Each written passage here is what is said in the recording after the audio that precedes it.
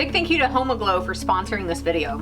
In this video, I'm going to be showing you how I made these very modern firewood holders for either side of my fireplace. The 3 compartments allow me to separate small from medium to large pieces of wood. And I was pleasantly surprised at how much these can hold. I can get through an entire weekend without restocking. Let me show you how I built them. When selecting material, I just looked around my shop to see what I already had that would fit the sizes needed. I found the stack of 3/4 inch cut-offs from some shelves I tore apart, so I'll make the body from them. Then for the back, I have some 1/2 inch plywood from, actually who knows what. I started off by ripping the sheaves down to width needed. If you want exact dimensions, I do have a set of plans available over on my website. Then I tilted the blade over to cut in the angles needed to create those pointed miters. Since there are a lot of repeated parts, I set up a stop block so that I could make them all the same. When you do this, you just want to make sure to set the stop block back far enough so that the board won't be touching it when it contacts the blade, as this is what causes kickback. Now, to save from switching the blade back and forth, after cutting one side with the needed angle, I would flip the board and cut the other side since it still had a 90 on the other end. And this will leave the remaining board with angles on both ends. That I can chop up for the mitered parts. I personally like to always do a test fit to make sure things are going to work as I have them planned. That looks good though. Now I just needed 12 of those total, so I locked in the new distance for the fence for this part and chopped up the remaining bit into pieces. This project only consists of 4 different parts. I'll call this the side, the tops, which are slightly longer than anything else, the horizontal shelves, then the mitered points. Alrighty, now I'll edge band the edges that will be facing the front. Actually, on second thought, I like the idea of painting them instead. Note that if you want to edge band, you want to do that before joining parts together. But if you want to paint the face, then you can go right into assembling.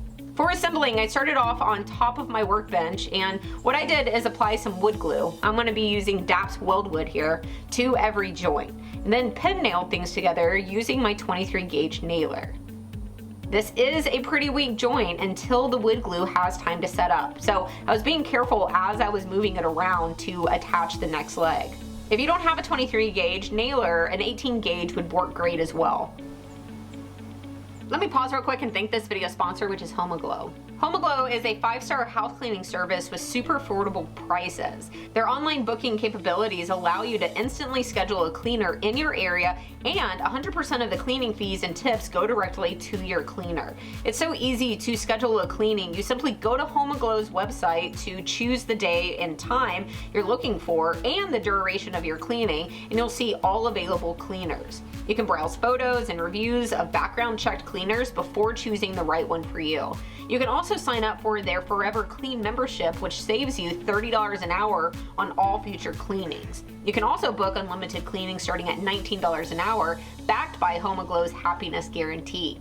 With the holidays right around the corner, things are getting busier than ever. So take home cleaning off of your plate by using Homoglow. If you click the link down in the description, you can get your first cleaning for just $9.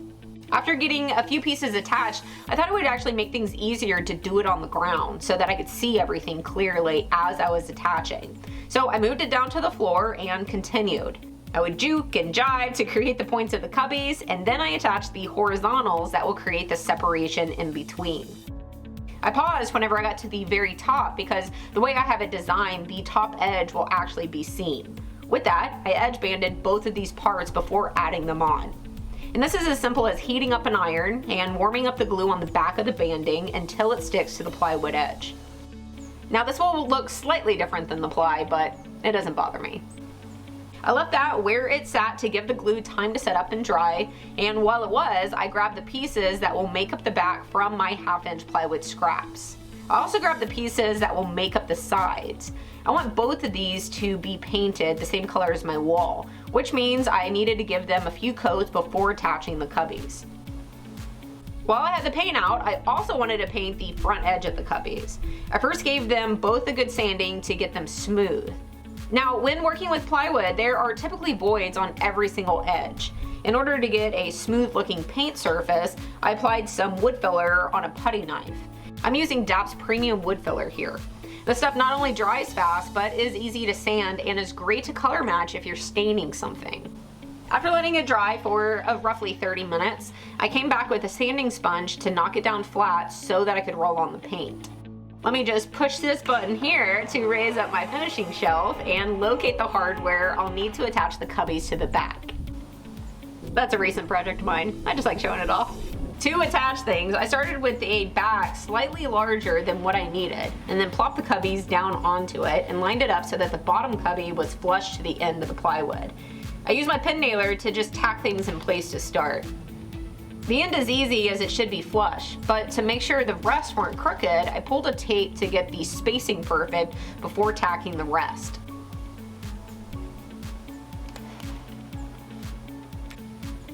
With it not able to fall off now, I tilted the entire unit on its face so that I would have access to the underside to throw in screws. Here, I made sure to pre-drill to prevent splitting. Now the top location is easy to locate because you have a visual on where the shelf is located. However, the second one is tricky because it's in the middle of nowhere. What I do is grab a speed square. This crescent one has an additional 6-inch flip out rule so that I can position it in the center of the shelf, go down to the dimension needed, and pre-drill. If you don't have this speed square or another long one, then a level would also do the trick. For the angled portion of the shelves, the speed square won't work. So I grabbed a scrap and cut in an angle at the tip. This way I could rest it on the shelf on the inside. Mark the height, then making sure to keep it in the same location, I moved the scrap to the face closest to me and then dropped it down to that same mark. This now gives me the location of the angled shelf so that I can pre-drill and attach a screw in the center of it. With the back on, this thing now feels really secure and strong. I flipped it up to take a look. Ta-da! I actually think it looks pretty cool with the square back on it, and I was considering leaving it, but then I decided to stick to my original plan and make the back flush to the geometric shape. I wasn't able to locate my palm router, which is actually the ideal tool to trim the back off, so instead I put a flush trim bit in my router table and trimmed it off that way.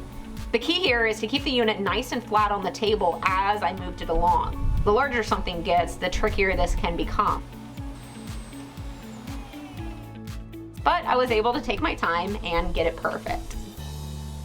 Okay, one last component and this thing will be complete. I laid the unit over and attached the side. Guys, look at this. I cut this too short. What? That was silly. What's that saying? Measure twice, cut once? Hey, but the great thing is, since this edge is painted, I'm just gonna put in a filler strip, put some DAP in it, and then paint it. Shh, don't tell anyone. I did exactly as I planned, where I applied a fill-in strip, a little bit of DAP, and then touched it up with some paint, and it looked as good as planned. Last thing to do was install them. Now, I personally wanted mine up off the ground so that it wouldn't block an outlet I have over on the right-hand side. Then I also like to use this area for storing my games and puzzles.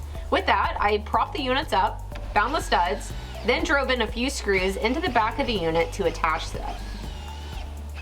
Now let's load it down and see how much it can hold. My go-to for cutting up firewood is my battery-operated Stihl MSA 220. I made the switch from gas to battery years ago and I have never looked back. I personally grab a limb and prop it up on something, such as another trunk. I mark a line in the dirt for the length of cut I want to repeat and then chop away. I love how the battery-operated saws are quiet, the chain stops instantly when releasing the trigger, I never have to winterize, and it always starts whenever I'm ready to use it. This holder is going to allow me room to store and separate all different sizes of firewood during winter. It is so much better than before. Instead of ugly boxes and totes, I now have a dedicated space for the wood. I do have a set of plans for this project as well as tons of other projects over on my website if you're interested in dimensions, a cut list, and a material list. Also, if you're interested specifically in firewood storage, then I have a few other options for those as well.